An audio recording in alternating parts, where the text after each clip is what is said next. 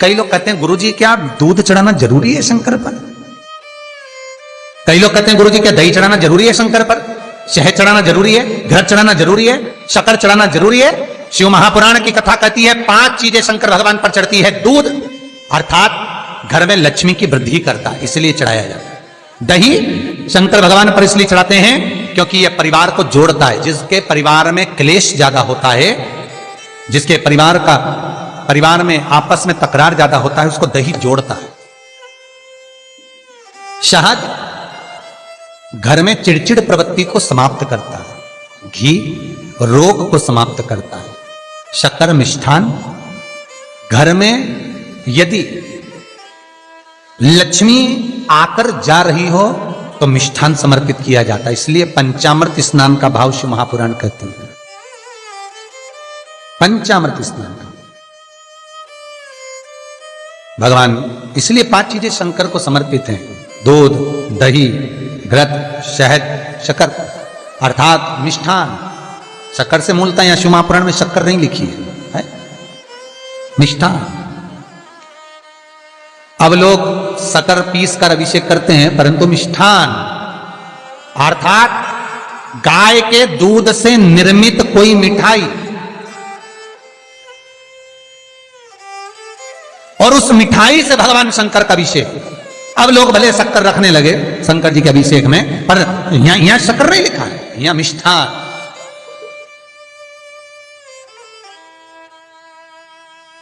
हमारे यहां सहज भाषा में कहते थे उसको खांड अर्थात मीठा। शिव महापुराण की कथा कहती है दर्पण इतना बड़ा ले लो। बंदर वाला अगर दर्पण वाली नहीं तो इतना बड़ा दर्पण लो, हनुमान जी के मंदिर में जाकर, क्योंकि हनुमान शंकर का ही अवतार है।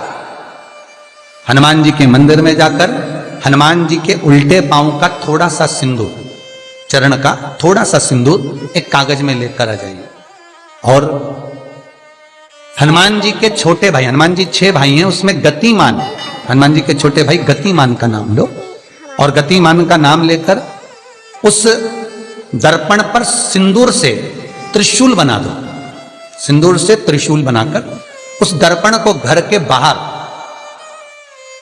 दर्पण का मुख बाहर की ओर, ऐसे बाहर की ओर मुख कर कर दर्पण को घर के बाहर या दरवाजे पर, बिल्डिंग पर, ऊपर जाली में, फ्रंट में कहीं पर भी उसको लगा दीजिए।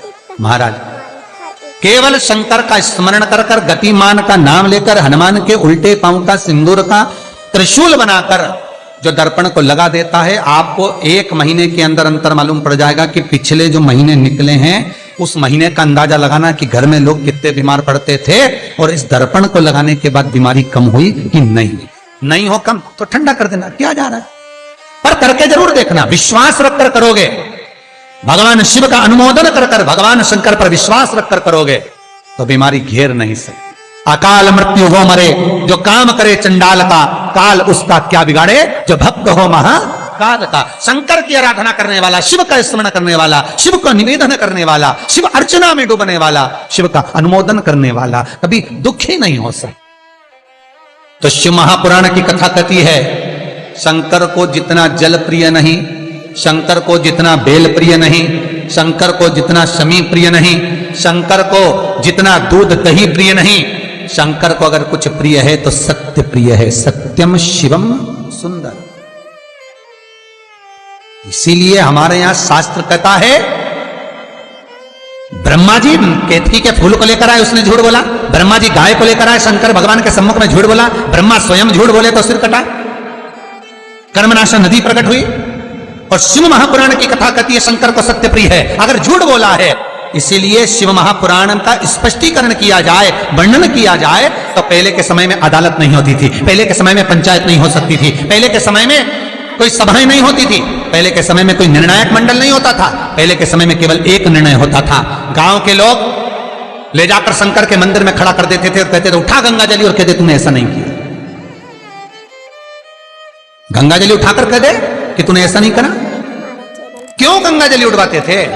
क्योंकि लोगों ने शिव महापुराण सुन रखी थी। शिव महापुराण में श्री वेद व्यास जी वर्णन करते हैं कि शंकर के मंदिर में, शंकर के ओटले पर, शंकर के मंदिर के अंदर, शिव की चौखट पर, शंकर के अनुमोदन में शिव महापुराण के अंतर्गत शंकर के अनुमोदन में शिव मंदिर में शिव चौखट पर अगर कोई भूल से भी झूठ बोल देता है तो उसकी जिंदगी नरक जैसी निकलती है महाराज। इसलिए कहते तो उठा गंगा जली और कह दे तूने ऐसा नहीं, उठा बोल दे। आपके भी जीवन में अगर किसी को कष्ट है, फिर निवेदन करूंगा, मंदिर में अगरबत्ती भले मत लगाओ, मंदिर में दीप भले मत जलाओ, मंदिर में पेड़ा भले मत चढ़ाओ। अगर आपके मोहल्ले में, आपके पड़ोस में, आपके परिवार में, आपके नजदीक में अगर कोई दुखी है, कष्ट में है, उसको यदि प्रेम की वाणी भी बोल ली है, एक रोटी भी प्रेम की खिला दी, किसी के चेहरे पर इस्माइल ला दी, तो मंदिर में दिया जलाने के बराबर है साहब। मंदिर में दीप जलाने के लिए सब्सक्राइब करें हमारा चैनल। बेलपत्र भगवान माता पार्वती के अश्रु से है, रुद्राक्ष भगवान शंकर के अश्रु से है, शमी पत्र उमा और महेश्वर भगवान शंकर के विग्रह के सुख से जो जल प्रकट हुआ है, उस जल से शमी की उत्पत्ति है महाराज। दोनों के मिलन से, दोनों के मिलन से। सब्सक्राइब करें। जैसे एक मुखी से लेकर 14 मुखी तक रुद्राक्ष होते हैं, आपको पहले भी कथा में कहा, एक मुखी से लेकर 14 मुखी तक रुद्राक्ष होते हैं। सभी रुद्राक्ष का अपना अपना एक मंत्र होता है, अपनी अपनी एक साधना होती है जिसके अनुसार रुद्राक्ष काम करता है। एक मुखी रुद्राक्ष लक्ष्मी की वृद्धि के लिए होता है। कभी मौका मिले तो एक मुखी रुद्राक्ष का दर्शन करना। पर एक मुखी रुद्राक्ष जितना छोटे से छोटा होता है, जितना छोटे से छोटा होता है, उतना सुख दे। एक मुखी रुद्राक्ष लक्ष्मी की वृद्धि के लिए होता है, कार्य सिद्धि के लिए होता है। कोई भिखारी से भिखारी, गरीब बड़े से गरीब बड़ा भी अगर धारण कर ले, उसके घर में एक मुखी रुद्राक्ष अगर प्रवेश कर जाए तो सुख का अनुभव करा देता है, संपदा का अनुभव कराता है, सरस्वती का भाव प्रकट करता है, वैभव का भाव देता है। एक मुखी रुद्राक्ष का मंत्र है ओम ह्रीं नमः, ओम ह्रीं नमः। ये लक्ष्मी के लिए होता है महाराज। दो मुखी रुद्राक्ष बांधा को हरता है। कोई तकलीफ आ रही है, कोई प्रशासनिक कार्य है, कोई काम नहीं हो रहा, फाइल आगे नहीं बढ़ रही, बहुत तकलीफ आ रही है, तो दो मुखी रुद्राक्ष जो व्यक्ति धारण करता है उसका कार्य सफल होता है। दो मुखी रुद्राक्ष का मंत्र है ओम नमः। दो मुखी रुद्राक्ष का शिव महापुराण में जो मंत्र दिया है ओम नमः। विदेश्वर संहिता के अंतर्गत शिव महापुराण में रुद्राक्ष के 14 मुखी रुद्राक्ष के मंत्र दिए हुए हैं। आप शिव महापुराण नहीं पढ़ सकते तो मंत्र लिख लें। दो मुखी रुद्राक्ष का मंत्र है ओम नमः। तीन मुखी रुद्राक्ष विद्या प्राप्ति के लिए होता है।